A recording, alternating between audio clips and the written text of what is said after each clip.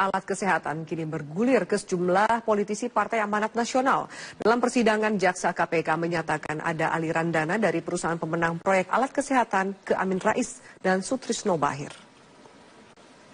Selain mengenal Edi Gunawan, juga sudah lama kenal yang juga adik ipar dari Sutrisno Bahir, Ketua Partai Amanat Nasional periode tahun 2005 sampai dengan 2010. Selain nama mantan Ketua Umum PAN Sutrisno Bahir, tercatat nama Amin Rais 6 kali menerima transfer ke rekening pribadinya dari pemindah bukuan PT Indofarma. Menurut jaksa, pemindah bukuan sebagian dana keuntungan PT Indofarma kepada Amin Rais dan Sutrisno Bahir atas perintah Nuki Syahrun, adik ipar Sutrisno Bahir. PT Indofarma merupakan perusahaan yang ditunjuk langsung Siti Fadila Supari sebagai perusahaan penyedia barang dan jasa untuk kegiatan pengadaan Alkes 2005. Penunjukan langsung PT Indofarma oleh Siti Fadila melalui pejabat pembuat komitmen Mulia Hashmi disebut jaksa menyalahgunakan wewenangnya sebagai Menteri Kesehatan. Siti juga disebut jaksa terbukti menerima suap 1,9 miliar rupiah dan merugikan negara hingga 6 miliar rupiah.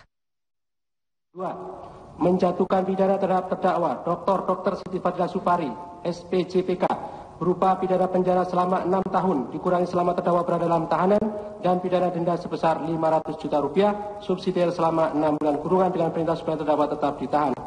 Siti Fadila tidak hanya membantah tuntutan jaksa, tapi juga membantah terlibat ataupun terkait dengan Partai Amanat Nasional. Padahal di dalam fakta pengadilan tidak terbukti sama sekali. Bu, mengenai membantu Nuki Syahrun kemudian ke Partai Amanat Nasional dan kemudian... Ya, saya bukan orang PAN sama sekali tidak. Masa membantu 100 juta? Kan nggak mungkin lah. Itu dicari-cari banget. Siti Fadila Supari dan kuasa hukumnya akan membuat nota pembelaan yang akan dibacakan pada sidang lanjutan pada hari Rabu 7 Juni mendatang. Tim Liputan Metro TV. Ketua Dewan Kehormatan Partai Amanat Nasional Amin Rais tidak membantah ataupun membenarkan pernyataan jaksa KPK terkait dirinya menerima aliran dana proyek alat kesehatan sebesar 600 juta rupiah. Amin hanya mengatakan akan menyambangi KPK untuk bertemu seluruh pimpinannya. Dikonfirmasi oleh wartawan di kediamannya di Sleman, Yogyakarta, Amin hanya menjawab fakta di persidangan mantan Menteri Kesehatan Siti Fadila Supari dengan menyatakan menerimanya dengan senang hati. Mantan Ketua MPR ini pun menilai tudingan tersebut sebagai berkah atau rahmat yang tersembunyi. Sebelumnya, jaksa KPK menyebut Amin telah menerima transferan uang sebanyak 6 kali masing-masing senilai 100 juta rupiah dari dana keuntungan PT Indofarma kepada Amin Rais atas perintah Nuki Syahrun, adik ipar Sutrisno Bahir. PT Indofarma merupakan perusahaan yang ditunjuk langsung Siti Fadila Supari sebagai perusahaan penyedia barang dan jasa untuk kegiatan pengadaan Alkes 2005.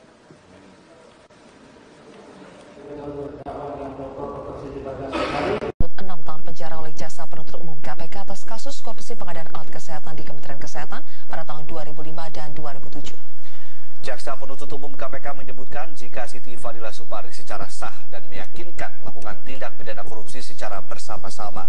Siti juga kerap kali berbelit-belit dalam persidangan dan tidak berterus terang serta tidak menyesali perbuatannya. Menurut jaksa, Siti terbukti menyalahgunakan wewenang dalam pengadaan alat kesehatan untuk mengantisipasi kejadian luar biasa pada 2005 di Pusat Penanggulangan Masalah Kesehatan. Akibatnya negara merugi hingga 6,1 miliar rupiah. Siti juga dinilai terbukti menerima suap 1,9 miliar rupiah yang diberikan Direktur Keuangan PT Geraha Ismaya Sri Wahyuningsih berupa Mandiri Travel Check sejumlah 20 lembar dengan nilai 500 juta rupiah. Terhadap terdakwa Dr. Siti Fadila Supari, SPJPK, berupa pidana penjara selama 6 tahun dikurangi selama terdakwa berada dalam tahanan dan pidana denda sebesar 500 juta rupiah, subsidiar selama 6 bulan kurungan dengan perintah supaya terdakwa tetap ditahan. 3. Menjatuhkan pidana tambahan berupa kepada terdakwa berupa membayar uang pengganti kepada negara sebesar 1 miliar 900 juta rupiah dengan ketentuan apabila terdakwa tidak membayar uang pengganti terhadap dalam waktu 1 bulan setelah putusan pengadilan memperoleh kekuatan hukum tetap, maka harta bendanya akan disita oleh jaksa dan dilelang untuk menutupi uang pengganti tersebut. Dalam hal terdakwa tidak mempunyai harta benda yang mencukupi untuk membayar uang pengganti tersebut, maka dipidana penjara selama 1 tahun. Pemerintah Kota Tegal menargetkan penjara dan denda sebesar 1 miliar rupiah oleh jaksa penuntut umum Pengadilan Negeri Tipikor. Ya, dalam surat tuntutan jaksa ini terdapat deretan nama-nama para penerima aliran dana dari perusahaan pemenang proyek Alkes. Salah satunya adalah Amin Rais.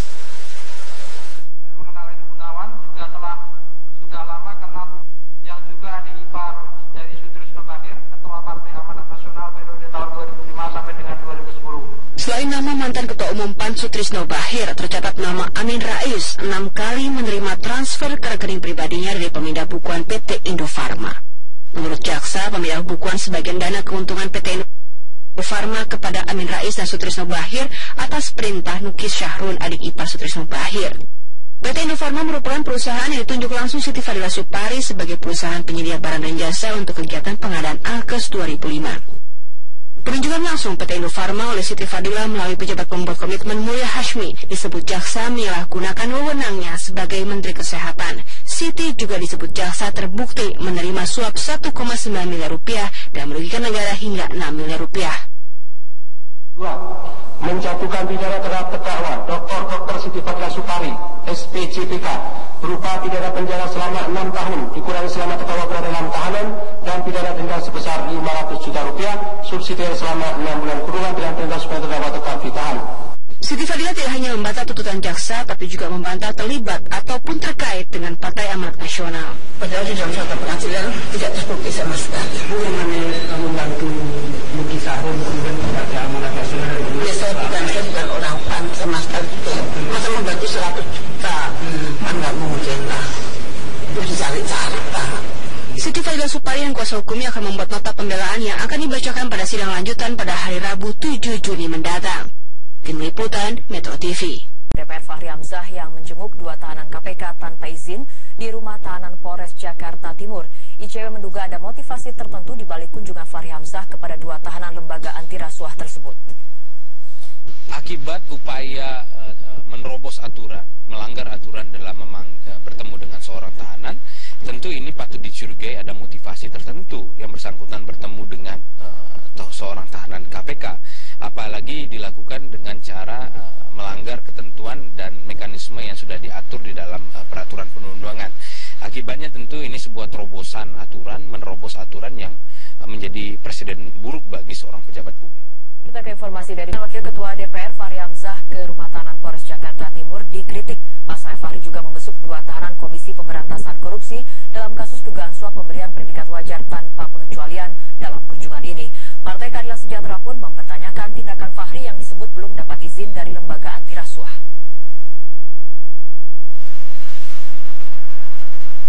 Adalah Partai Keadilan Sejahtera yang meminta Wakil Ketua DPR Fahri Hamzah memberikan penjelasan kepada publik terkait alasannya bertemu dengan 2 tahanan KPK di rumah tahanan Polres Jakarta Timur Senin 27 Mei 2017.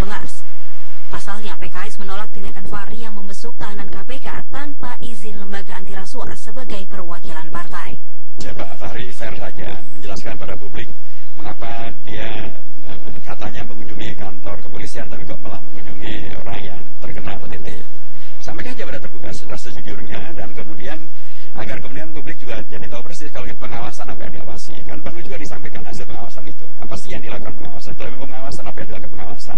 Dan apakah beliau adalah orang yang tepat untuk melakukan pengawasan itu karena ini domainnya pimpinan koordinator bidang hukum dan bidang politik gitu ya. Itu domainnya Pak Fadlizon gitu ya.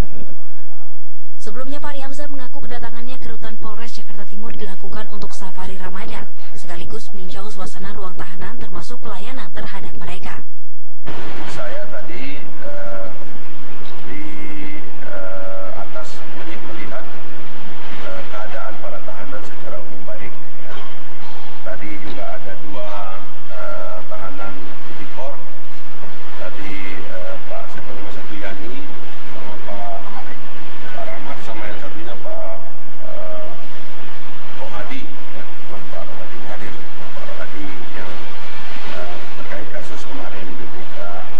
Beliau juga sehat. Ya. Sholat terus beliau sholat sunnah. Jadi tidak fokus pada itu beliau. Ya.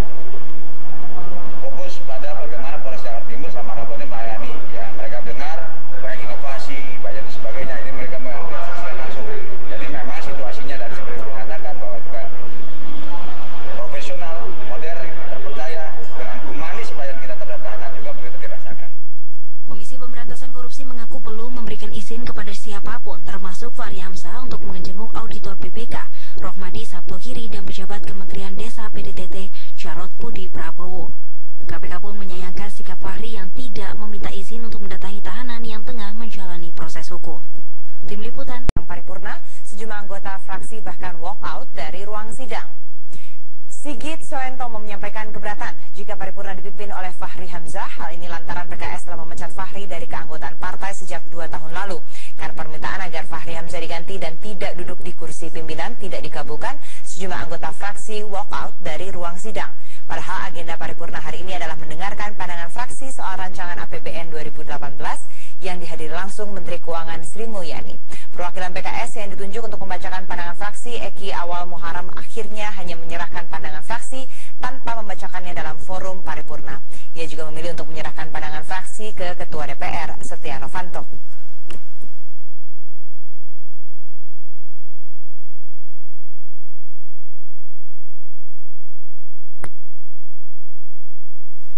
DPR Fahri Hamzah menyayangkan aksi walkout yang dilakukan oleh fraksi PKS yang masih tidak mengakui dirinya sebagai bagian dari fraksi Partai Keadilan Sejahtera di DPR. Fahri berharap semua pihak bersikap dewasa dan mau berbesar hati menerima putusan pengadilan. Ya itu yang saya agak aneh ya teman-teman PKS. Itu kan saya kenal tuh baik-baik gitu ya. Kok tiba-tiba tegang itu kayak nggak kenal saya gitu. Jadi itu yang saya bilang di PKS ini ada problem ya. Problemnya adalah mindset tentang negara itu yang belum clear. Saya dulu kampanye buat Pak Prabowo, tidak setuju Pak Jokowi jadi presiden. Saya fight sampai di MK. Tapi begitu kami kalah dan dinyatakan Pak Jokowi presiden, ya kami hormat dia presiden. Selesai. Sama juga, ini kita berkelahi, saya sudah argumen di PN, lalu PN mengatakan lah saya ini harus diterima sebagai pimpinan DPR, anggota DPR dan kader PKS, harusnya diterima dulu. Nggak usah tegang kayak begitu, kayak nggak kenal gitu loh.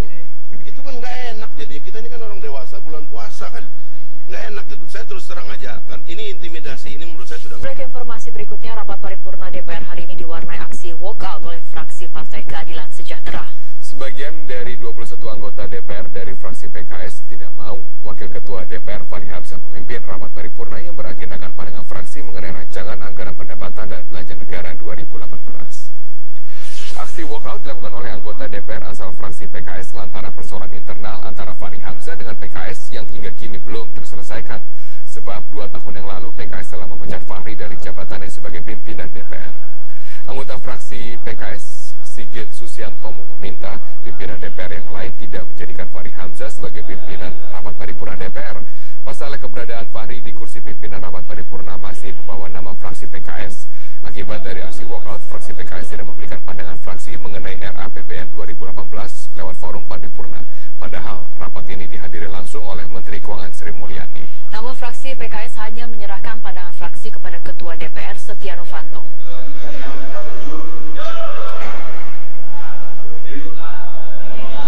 Bapak Menteri, yaitu atas nama Bapak Eko, apa kabar Pak Eko? Baik Pak, apa kabar? Selamat malam. Selamat malam. Apa kabar Pak Eko di puasa pertama hari ini? Puasa lancar ya Pak Eko ya? Alhamdulillah lancar.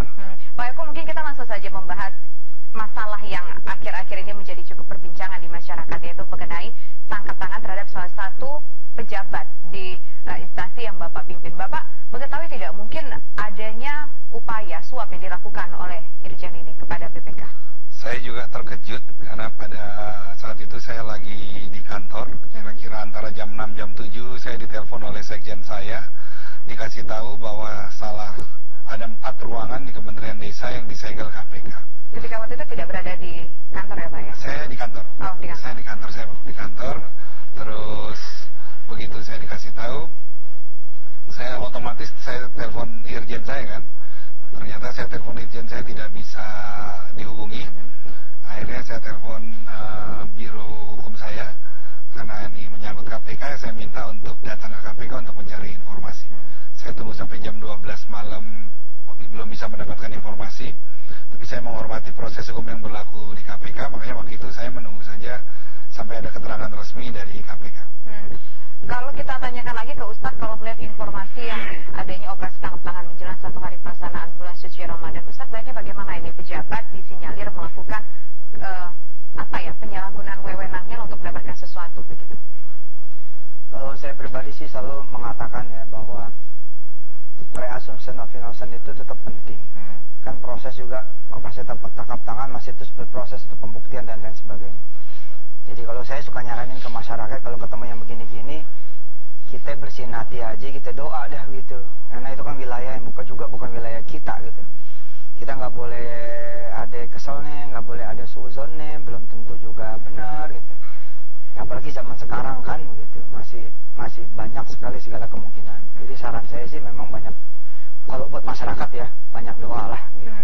Tapi kalau buat aparat kan ya lakukan apa yang memang patut dilakukan, apalagi yang udah punya bukti-bukti merasa itu otentik gitu. Segitu aja kalau saya. Oke. Saya ingin ke Pak Menteri lagi. Kalau kita ketahui di luar sana bahwa kasus suap yang dilakukan oleh pejabat di Kementerian Desa ini adalah untuk mendapatkan predikat wajar tanpa pengecualian dalam laporan keuangan. Artinya mungkin tidak bekerja sendiri, mungkin pejabat-pejabat lain di lembaga Bapak yang mengetahui ada upaya untuk menjawab PPK ini. Begini Mbak, saya tidak melihat untuk mendapatkan WTP itu suatu hal yang extraordinary. Karena WTP itu didesain untuk kalau kita melakukan hal yang wajar-wajar aja, itu pasti akan bisa WTP. Kenapa di kementerian saya waktu kemarin belum WTP, masih WDP? Karena banyak hal yang terpending gitu. Karena terpending, akhirnya waktu diaudit laporannya belum masuk, belum itu. Jadi menurut saya itu bukan hal yang sulit.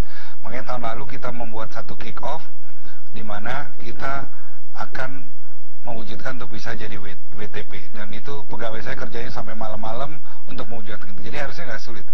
Dan saya yakin dengan kerja keras itu improvementnya cukup signifikan. Nah, juga untuk mendapat WTP itu BPK saya yakin tidak bisa hanya ditentukan oleh 1-2 orang, karena itu satu proses yang panjang, yang mulai dari auditornya, timnya, terusnya ada satu kayak apa namanya satu tim yang menentukan gitu. Itu nggak bisa 1-2 orang. Jadi juga kalau mau nyogok itu juga nggak mungkin 240 juta untuk seluruh tim kayak gitu. Nah, saya juga nggak tahu kenapa, makanya kita tunggu aja proses yang sedang berjalan di KPK.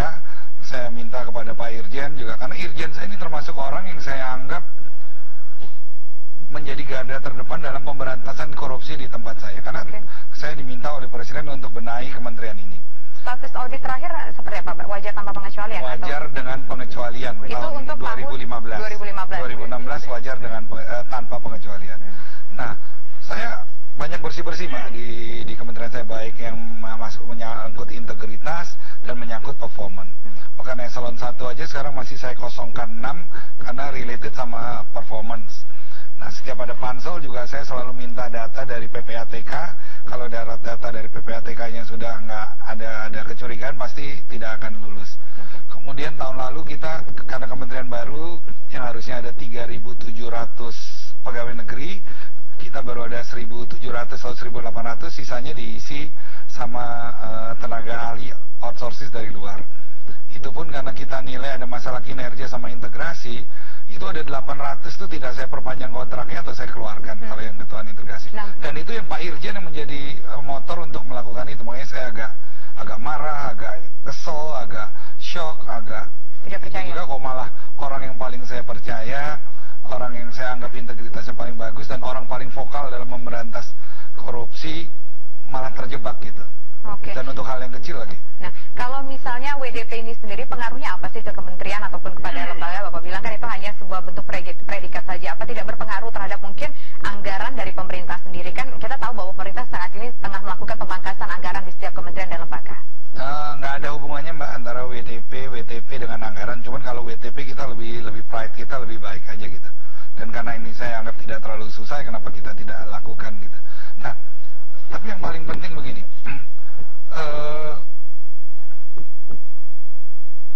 Kejadian ini mudah-mudahan ada hikmahnya. Jadi dengan kejadian ini saya akan lebih kencang lagi untuk memberantas korupsi, karena di hubungan kita dengan KPK, BPK dan BPKP juga cukup baik. Waktu saya awal jadi menteri juga saya 3 hari langsung datang ke KPK secara sukarela, minta telepon saya, rumah saya, kantor saya di Sadap gitu. Terus kita ngadakin kerjasama memberikan pencerahan kepada seluruh pegawai di kementerian saya. Bahkan Pak Gito ini juga termasuk orang yang saya hargai dalam arti karena dia yang membentuk saat berpungli, agen perubahan reformasi birokrasi, dan mengadakan beberapa kali pertemuan dengan KPK, BPK dan BPKP untuk pencerahan di kementerian saya. Gitu. Artinya mungkin ada kecenderungan bahwa Irjen di kementerian Anda ini dijebak begitu? Saya nggak bisa mengatakan begitu,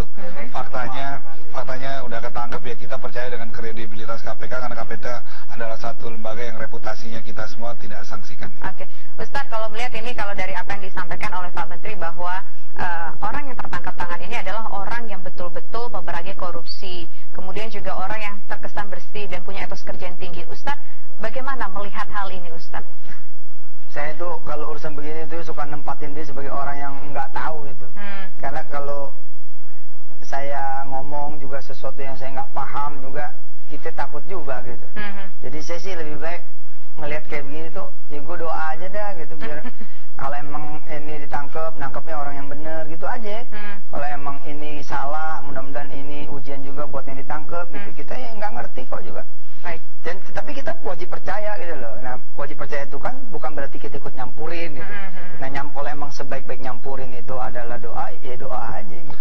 Dan yang paling penting kejadian ini kan karena ada kesempatan. Makanya kesempatan bagaimana, Pak Menteri? Ya, berarti ada kesempatan kan. Kalau nggak ada kesempatan kan berarti nggak mungkin. Nah, makanya kita sebagai pimpinan harus berusaha semaksimal mungkin mengurangi kesempatan.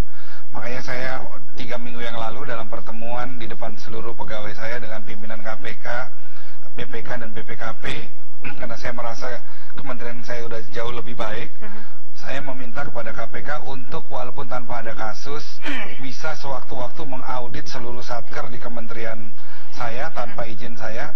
Tujuannya bukan untuk menangkap orang. Tujuannya adalah supaya orang nggak macam-macam karena diawasin, sehingga efek pencegahannya itu begitu besar. Baik. Sayangnya 3 minggu setelah itu ada kejadian yang makanya agak shock juga saya. Oke, baik. Nanti akan kita